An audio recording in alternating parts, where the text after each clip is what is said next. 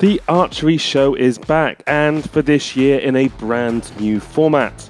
Every month, we'll be bringing you some of the best content from around the world of archery, competitions, athlete stories, and more. But before we talk about the year ahead, let's recap what's just happened. The 2020 Indoor Archery World Series featured 6 events in 6 destination cities in 6 beautiful countries around the globe.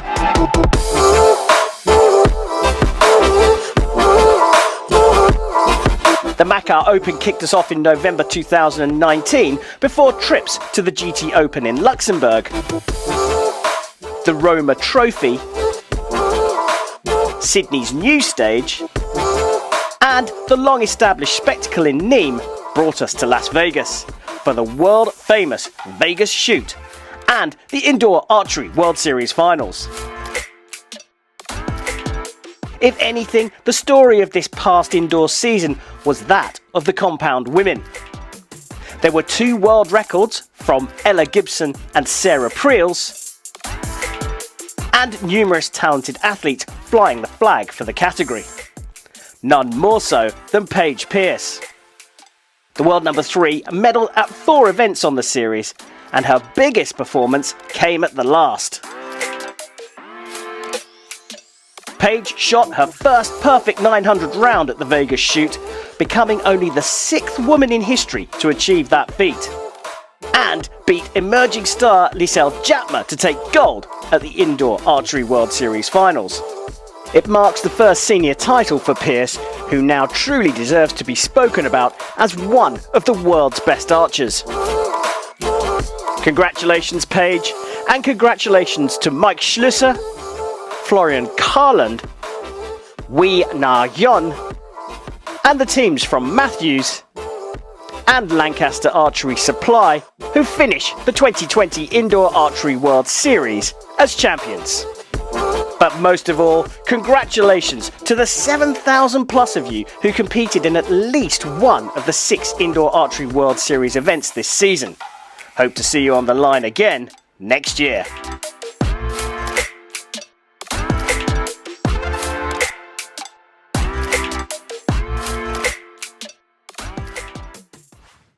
Indoor events are an opportunity for archers to show off their company affiliations.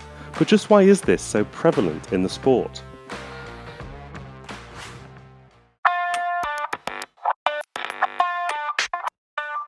There's no doubt that in archery, brand matters. For a sport with so much equipment and so many options of what to shoot, it's a challenge for companies to corner a part of the market unless gear is performing in the hands of the top shooters.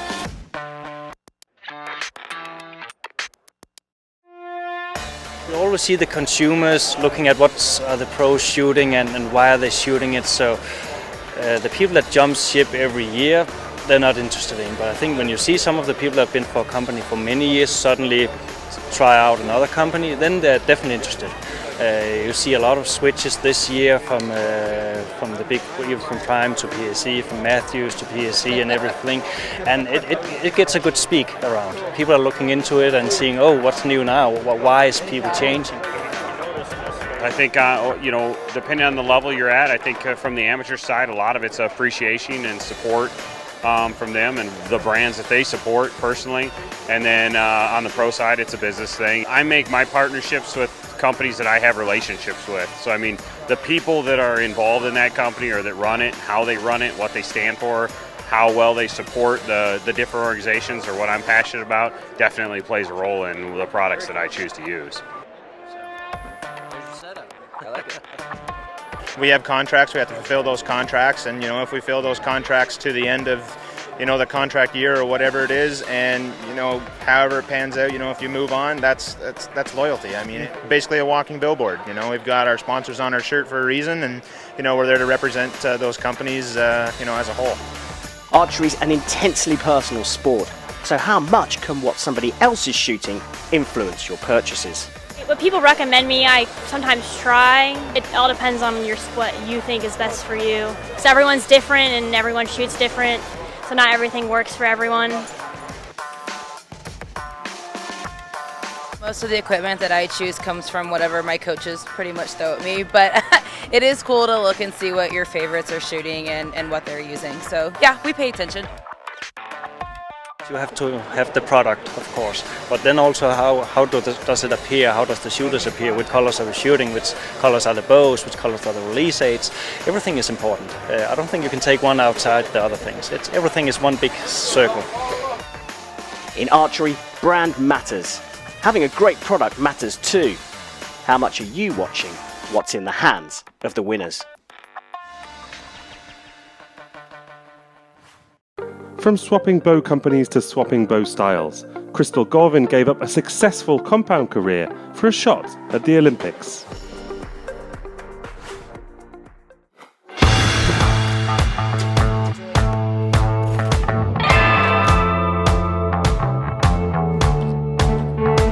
I started shooting compound the Christmas of 2012 was when I got my first bow. So started compound. My first tournament was the Lancaster Classic in 2013.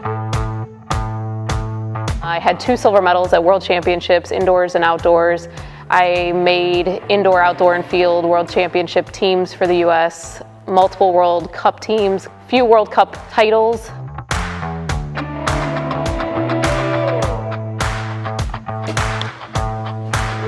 Winter, summer, I just am an Olympics fan. I watch every sport. I can't get enough of it.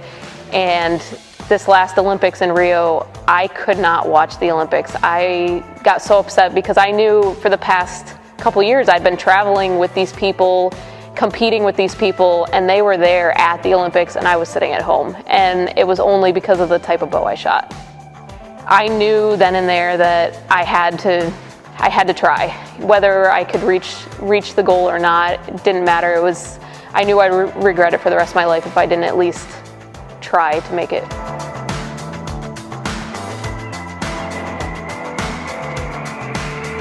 Honestly, it's the little things that you don't think of, I think, that have been the hardest because I wasn't expecting them. So little things like when you're shooting outdoors at 70 meters, you have 4 people shooting on a bale. So you have this cluster of arrows. When I was shooting compound, you had your target, you could zoom in, you only saw your arrows. So it made it very easy to see patterns in your group. You didn't know what everybody else was shooting. It was very easy to be focused on you and your shooting. Little things indoors, I find that vertical target, I loved the vertical target shooting compound, and I find it a little tricky with recurve because my setup is just that little bit different. It's all those little things that you wouldn't expect, I think. I think every person has one bow type that they're just naturally better at, and so I think for me that's compound. I think I can be competitive and do well at recurve because I work hard, but I don't think I'm naturally inclined for recurve like I was for compound. Everybody's been really great about helping me with the switch and willing to offer advice, and there's a lot of talk about compound people and recurve people, and there are differences, but at the end of the day everybody's still friendly and been really great about it.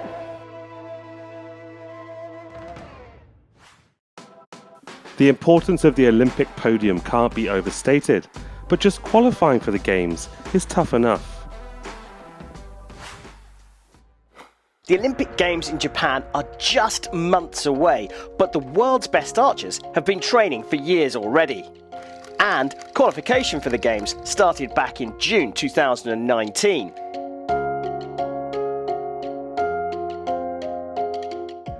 "56 of the 128 quota places for Tokyo 2020 were awarded at the Hyundai World Archery Championships held last year in Hertogenbosch.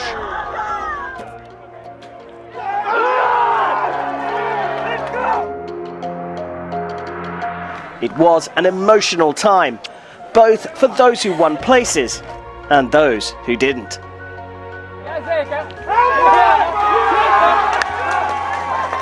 I feel amazing. I feel like I'm 20 kilos lighter right now. All the weight dropped from my shoulders. We have less stress in the upcoming year or so, that we can now fully prepare for the Olympics instead of always trying to get that ticket. Olympic Games, Olympic medal, this is a goal for everybody. We just live for it, for Olympic Games.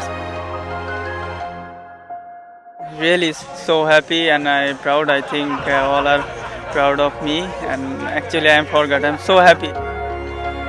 Since the championships, 25 more spots have been distributed at Continental Games and Championships. In total, 35 countries have won at least one ticket, and we've awarded 81 places to the Games so far. Already on the list are first-time qualifiers like Bangladesh and Bhutan, and Olympic archery heavyweights Korea, China, Italy and the USA.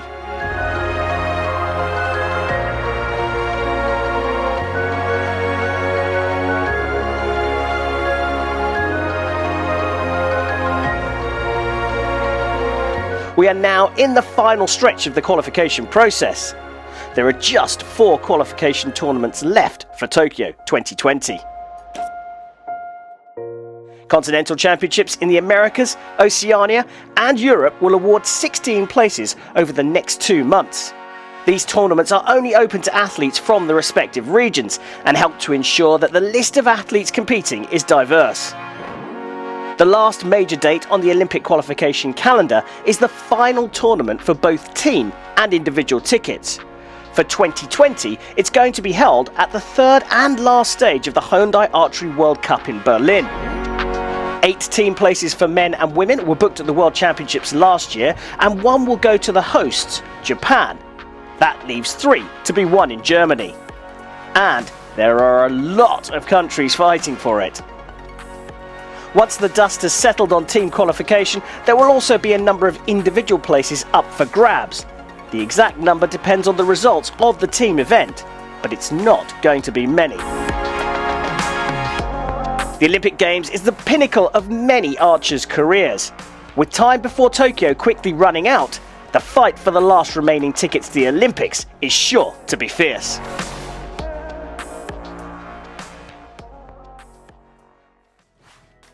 2020 is shaping up to be a challenging year, with the world facing a health crisis that's affecting sport, work, and our daily lives. So stay safe, look out for each other, and we'll be back in April.